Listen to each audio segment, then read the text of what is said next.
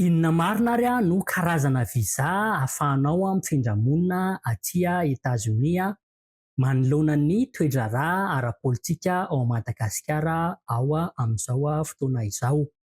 Androany amin'ity vidéo ity dia hanazavazava lalana ara-dalàna anankiray mba ahazoanao mahazo visa mifindra monina aty Etazonia nefa mety mbola vitsy ny mahalala azy dia ndao ary.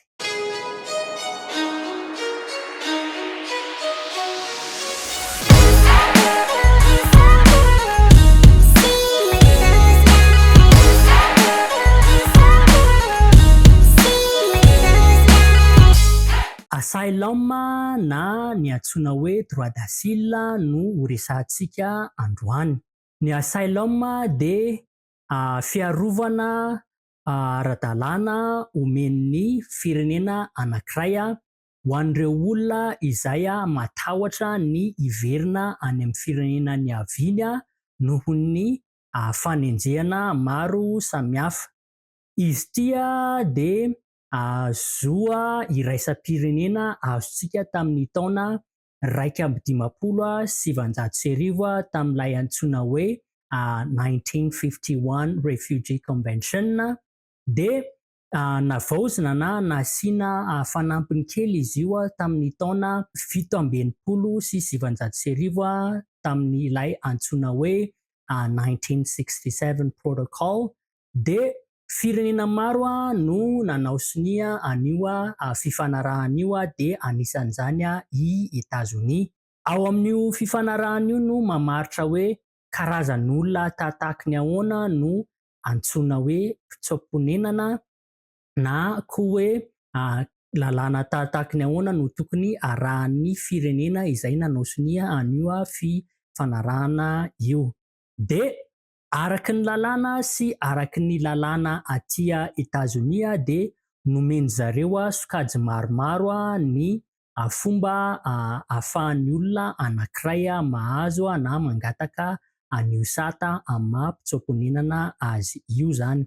Dia ny voalohany raha ohatra ianao ka enjehana noho ny hoe tsy vidi-vikevitra ara-pôlitika misy eo amin'ny firenenao hoe Madagasikara zany no ka eto dia afaka mangataka an'ilay sata ianao. Raha ohatra koa ka nifoka ny havianao dia enjehana ao Madagasikara dia afaka mangataka an'io sata io ianao. Raha ohatra koa ianao enjehana noho ny volon-koditrao dia afaka mangataka ilay sata ianao. Nisy fotoana tany Madagasikara nenjehana fatratra sy novonoina sy natao zany nisy zavatra maro nitranga momba an'ireny olona antsoina hoe varera ireny. Niantra manaina zany ny fanenjehana zareo ireny dia zareo ireny afaka nangataka an'izay sata izay. Raha ohatra ianao ka mpikambana amina antoko-pivavahana izay tsy mety amin'ny fanjakana dia afaka mangataka an'izay sata izay koa ianao. Raha ohatra ianao manana zom-pirenena hafa kanefa tsy tian'ilay fanjakana ny fanananao an'iny zom-pirenena iny dia afaka mangataka an'ilay sata ianao. Dia ny farany raha ohatra ianao mpikambana amina vondrona ara-tsosialy manokana ka tsy mifanaraka amin'ny tian'ny fanjakana iny dia enjehana noho iny ianao dia afaka mangataka an'ilay sata ianao. Ireo no sokajy anasokajiany zareo ny karazan'olona afaka mangataka an'ilay sata zany. Fa inona ary no fepetra? Mazava ho azy mila tafiditra ao anatin'ireo sokajy ireo ny tantaranao zany sy ny mombamombanao rehetra hoe maninona ianao no enjehana.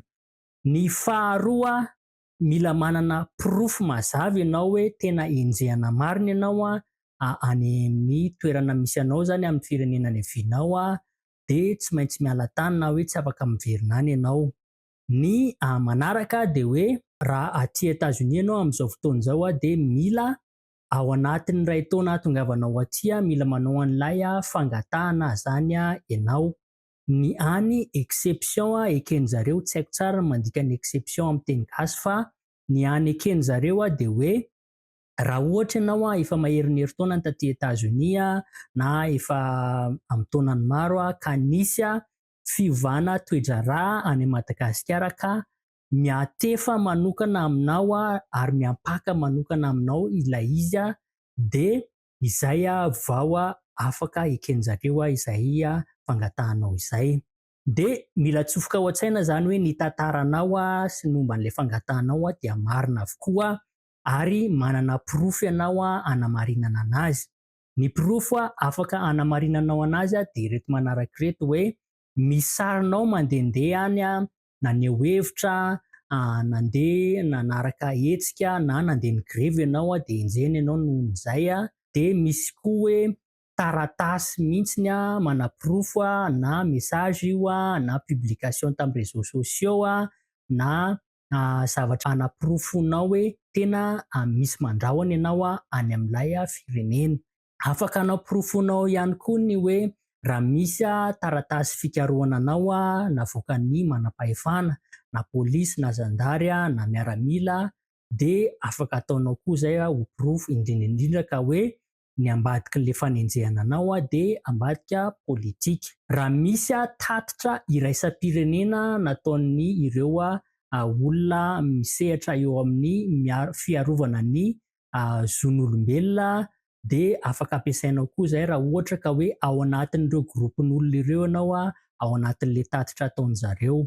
Dia raha misy olona izay afaka mijoro vavolombelona hoe tena enjehana ianao raha onana ianao raha mijanona eto Madagasikara na hoe raha onana ianao raha miverina any Madagasikara dia afaka atao koa izay.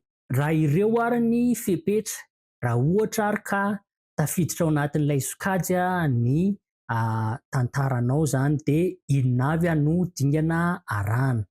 Mila ataonao an-tsaina aloha zany hoe mbola any Madagasikara ianao sa efa aty Etazonia satria tsy afaka mangataka an'ilay sata amin'ny mampitsoponenana ianao raha ohatra ka mbola any Madagasikara.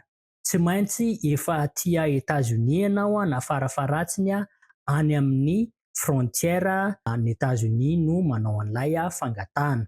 Raha ohatra ianao efa aty Etazonia na any amin'ny frontière dia ireto avy no dingana arahana. Voalohany mila mameno an'ilay antsoina hoe form I-589 ianao ao amin'ny tranokalan'ny USCIS na ireo departemanta mikarakara ny fifindramonina aty Etazonia. Izay dia mila ataonao ao anatin'ny herintaona hahatongavanao aty Etazonia na hidiranao amin'ny frontière-ny Etazonia. Ilay exception efa nazavaiko tany ambony tany. Ny faharoa dia manao an'ilay antsoina hoe biometrics appointment ianao.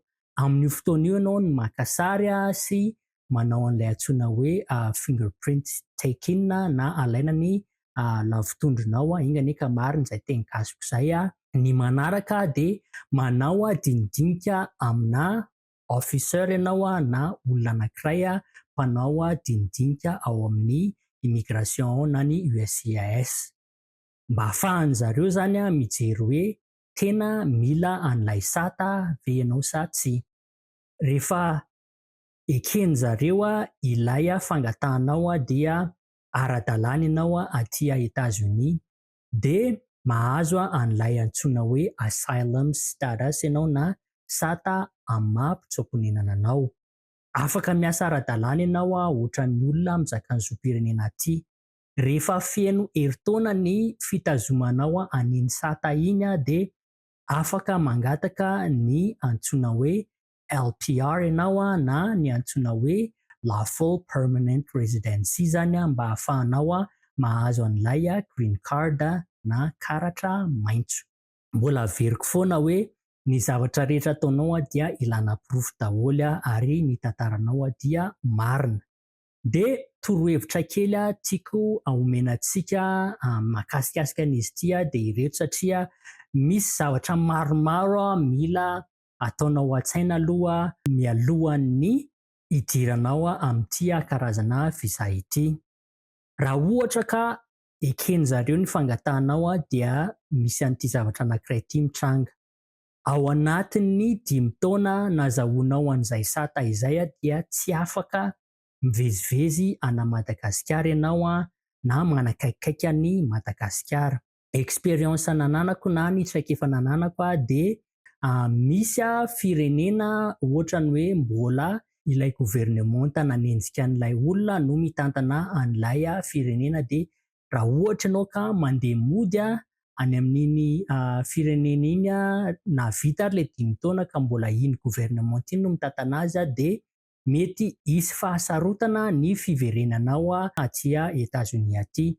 Zay zany mila ataonao an-tsaina tsara zay satria traikefa efa nananako izay tamin'ny fanampiana olona makasikasika an'izy ity. Ny manaraka hoe tena tsy mitovy amin'ny karazana visa hafa izy ity fa misy investigation be mandeha na fanadihadiana be mandeha mialohan'ny azahoanao an'ilay sata. Dia mila matotra tsara zany ianao amin'ilay resaka, mila manana tantara marina sy manana porofo azo antoka zany ianao. Ny manaraka dia hoe misy karazana firenena mbola averiko kely indray hoe ny traikefako dia zaraiko amintsika hoe misy karazana firenena manana fifanarahana manokana amin'ny États-Unis makasikasika ny karazana visa tahaka itony zany. Mila jerenao zany izay fifanarahana manokana izay misy eo amin'ny États-Unis sy Madagasikara. Ny farany mila manantona mpahay lalàna ianao sy mpisolo vava.